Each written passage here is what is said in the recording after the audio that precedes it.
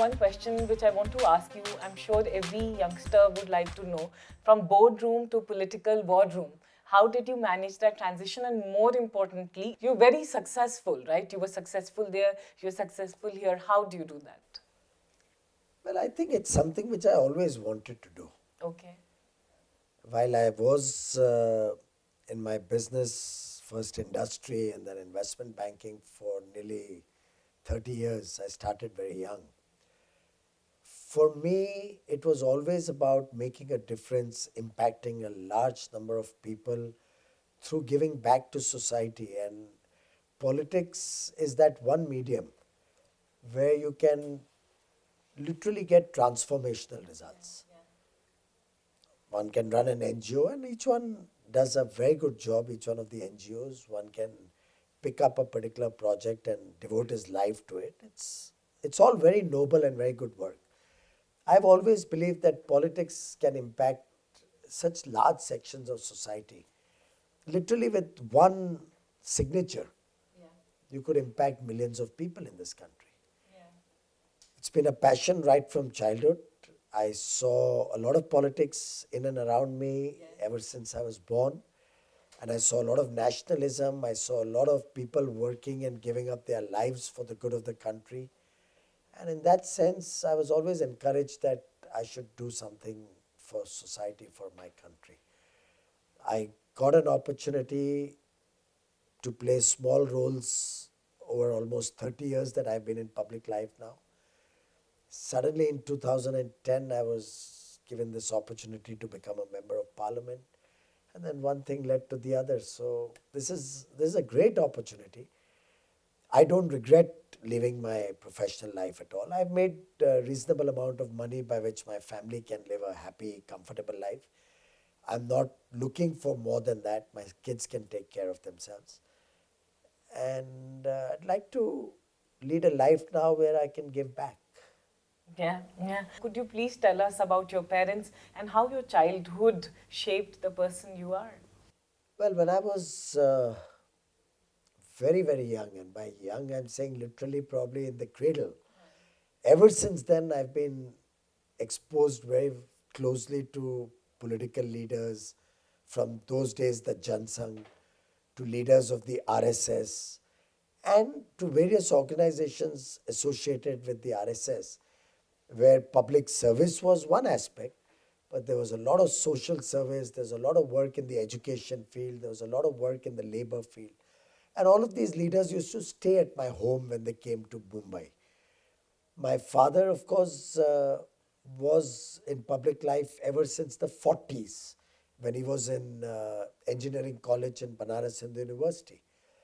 In fact, in 48, he had decided to leave his studies and become a full-time pracharak of RSS. That's a volunteer who doesn't get married but serves the organization. In which case, probably I would not have been here. But in 49, he was asked to go back to engineering college, complete his college, and then he went to Mumbai and charted a professional life. But his engagement with Jansang and then Janata Party and then Bharatiya Janata Party continued right from the 50s. And then he became a member of parliament and shipping minister. But he was a very simple, very understated, quiet personality working from the back rooms. My mother, on the other hand, was in electoral politics. She fought her first election in, I think, 1971 for the corporation seat, Mumbai Corporation. She was a corporator for 6 years from 78 to 84 from our area, Sion, in Mumbai, where I used to stay, where I was born and I was brought up. She then became a member of the Legislative Assembly, duly elected 3 times from 1990 to 2004. And she never lost an election after that. She, in fact, chose to retire because she said, I've turned 65. Nanaji Deshmukh, who was very close to my family and like a source of inspiration to my mother to join electoral politics, had himself retired when he turned 65 and devoted his whole life to social causes. So my mother said at 65 that I'll retire. there was that typical clamor that I should contest that election. She said, over my dead body, let him make his own path in politics. We don't want to have a system where after the mother, the son fights the election. No dynastic rule here. So she was a very independent and strong woman. She was actually quite a misfit for politics, if I may say so. She was only a social worker and she won 3 elections in that area only on the strength of her social work. For me, all through this period, while I was working in different forms for the party, I got some opportunities to work at very important positions in this whole journey of 30 years. For example, in 1989, I was almost the campaign in charge for Mr. Lal Krishna Advani in the first ever election he fought in New Delhi. I was in Delhi for almost 3-4 months, staying at his house to look after his campaign. In 1991, I was literally brought in from Mumbai to stay in Delhi, and I was the deputy to the then campaign in charge, the All India General Secretary. He was in charge of the campaign. I was his understudy or worked with him as his deputy. And he gave a lot of freedom. So I was literally almost handling the campaign in 91. And both 89 and 91, our party had very significant successes. We grew from strength to strength. And of course, during the period, the BJP was in government in Delhi, since my father was a member of parliament and then he became a shipping minister. I was not very much involved in politics in Delhi. More so because otherwise things could be misunderstood since he was already there. So at that time, I was mostly in Mumbai and doing my business and handling small roles at the local level. And did he call you that come and be a part with me or join me? Or was he okay? Never. On the contrary, in fact, the only time I visited his office as a minister was once in my whole life. And that also because I was going to give a note to Prime Minister Vajpayee on interlinking of rivers. So I had only gone to show him that note. And he liked the note. He only said it's very drab. The heading of that note was flood versus drought. He said, you'll go to Mr. Vajpayee. It's such a drab title. Give it some exciting title. Frankly, I couldn't think of a title. He helped me with a title. And he suggested, and I wrote that. It's on my website for that matter. Bharat needs Bhagirath again. Wow. That was the title he suggested. I wrote that. So that is the only time I ever went to my father's office. He finished his term as a member of parliament in 2008. And he passed away the latter half of 2008. So my mother retired 2004. Father passed away 2008. I became the national treasurer of the party after that in 2010. So I do hope that was decided based on my... Yeah, no, sir. Of course, I think today, if I may say so unanimously, everyone says that you are one person who is over-delivering and doing amazing. In fact, I think you handle work of 8 ministries, like in last government. There were so many ministers and how do you do that? Because the impact you've created in the last 2-3 years has been phenomenal. How do you do that? So much more to do, ma'am. There's so much more to do. This country has gone through hell. I mean, imagine if my children or you or Aniket or anybody had to go without electricity.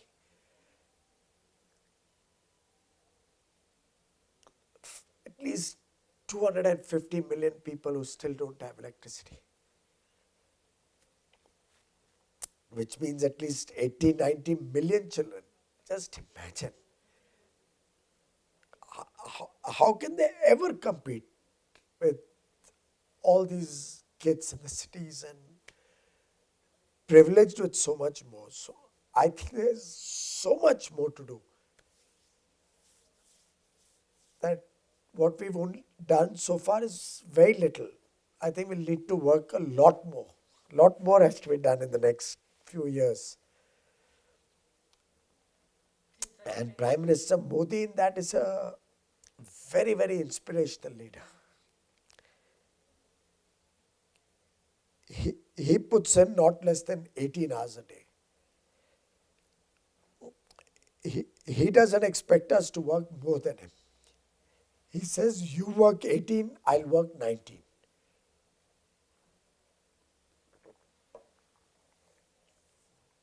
And he's working with a mission. He wants to transform India. He wants to make sure that every citizen gets a home, gets electricity, gets water, gets healthcare, gets education. And I think the nation is responding. The nation today trusts him.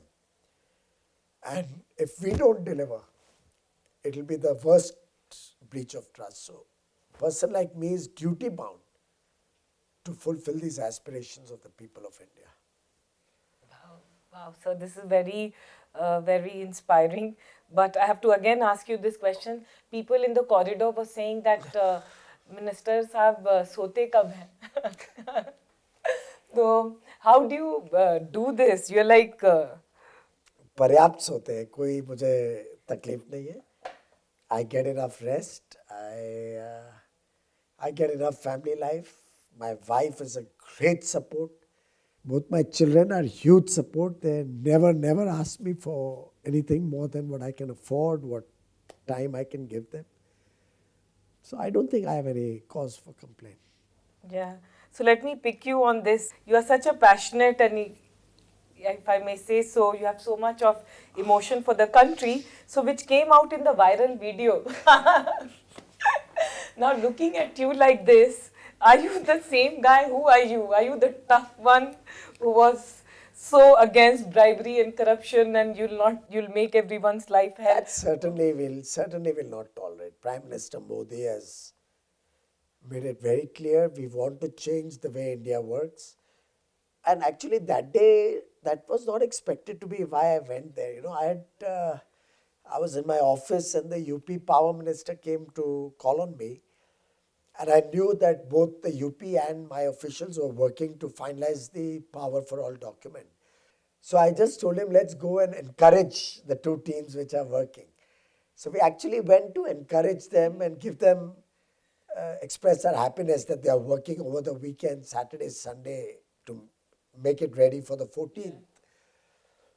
And then while I was talking to them, I was getting to know them, I think my own concerns for the state and what I have seen happen in Uttar Pradesh overtook me, and possibly I made my few observations. But I do hope that all the officials of this country will take this message. All the people in this country will take this message. That if the people stop giving a bribe, there's certainly not going to be corruption. I've also suggested to all the states that, let bygones be bygones. Very often people had to do something because of circumstances. They had no choice. So let's give them a chance to turn a new leaf. Prime Minister Modi has been saying, we'll not do a post-mortem of the past. Please turn over a new leaf. Try to do business legitimately. Pay your taxes honestly. And if everybody gets into that, then the country can be a different place altogether, a different world altogether. Will we see a lot more steps in that direction, which the government will be taking? Look, this is the first government in 70 years which has taken such a number of series of steps. The first cabinet meeting, we decided to set up the SIT on black money. One after the other, we are implementing all the recommendations of that special investigation team. Demonetization. It's given a strong message to the people. People who used to hoard cash, people who used to transact with large amounts of cash. Now, one doesn't claim that all our steps are the end of the story. We still have a long way to fight. But each one of these steps is giving a message. Now, more and more young people who meet me tell me, look, we are delighted. We don't want to do the same things our father and grandfather did. We want to work in a clean atmosphere. So I'm finding wherever I go, the youth are very excited about the new India that we are trying to create. Benami Transaction Act. Do you know that the act was passed 20 years ago, but not notified because there was never an intention to really attack black money. Even this demonetization was a suggestion the Congress government received 30 years ago, probably, or 25 years ago, but at 30 odd years ago. But the then leadership of the Congress said, oh, but we have to fight elections. How can we do demonetization? It's Prime Minister Modi who had the gumption to take such bold decisions. Yes. But we also recognize that there will be political funding requirements, and also now we are trying to clean up electoral funding and make sure that only legitimate and clean money comes into elections. So at every step, we are not doing impractical decisions. We are trying to do a root cause analysis, see where the problem originates from, work towards making it better. Corruption free and well lit country. The NASA map shows a great difference. Congratulations to you, Thank you. to all of us because of you. What more? It's a great First step. priority is that this millions of people still don't have electricity get connected. Within that, there are a lot of people who use electricity illegally. That also we want to make sure they all come within the legal framework. Everybody pays their bills honestly, so that everybody's rate of electricity can also then fall. I don't know if you are aware, Gujarat, ever since Prime Minister Modi, when he was Chief Minister, came down heavily on power theft 12, 13 years ago, has made a profit in their distribution company year on year, while providing 24 hours supply to every citizen of the state, every home, every factory. And the increase in power tariff in Gujarat is the lowest compared to anywhere else in the country. So we can actually see all of India with low tariffs, affordable electricity, if everybody pays their bill honestly. Otherwise, the honest people pay for the dishonest people's consumption. Having said that, we are also very conscious that India should care for the environment. We are ensuring the big thrust to renewable energy. We are working to see how coal mines can work more efficiently so pollution levels there can come down. We're working to see how thermal plants reduce their water consumption or use recycled water. We have provided that all waste to energy, energy produced out of waste, will be bought by the DISCOM, so part of the Clean India mission. So we are taking a very holistic view of the mining sector and the power sector, so that we leave behind, I think, for all of you in the next generation, a better place to live in than the one we inherited. Thank you, sir. And your message to young people, to me, you are someone who has made such an amazing transition and has been successful on your own merit. You're a self made person. How do you reach the place you are in? If you had to look back and analyze, what is it about you or you've done correct to be where you are? Well, I think I was fortunate to be born in the family where I was born, where I got certain value systems, where I had the opportunity to be mentored by people like Atal Bihari Vajpayee or Mr. Advani or Mr. Arun Jaitley. I'm I'm literally privileged to get a chance to work under Prime Minister Modi, with Mr. Amit Shah. Really leaders with that kind of fire under their belly to serve society, to do something for the country. At the same time, I also believe I'm better off that I continued to do my profession or run my industry for many years, so that I was able to have a serious amount of capital in my hand with which I can live a comfortable life. Many times, when you make politics your profession at a very young age, without enough wherewithal to live an honest life, you can go wrong, because then corruption comes in as a necessity, not as a greed. Uh, my advice to young people would be, A, put in some work with NGOs or even with politics at a time when you have enough going for you. Maybe your family is looking after you, you're not married, you don't have your own obligations.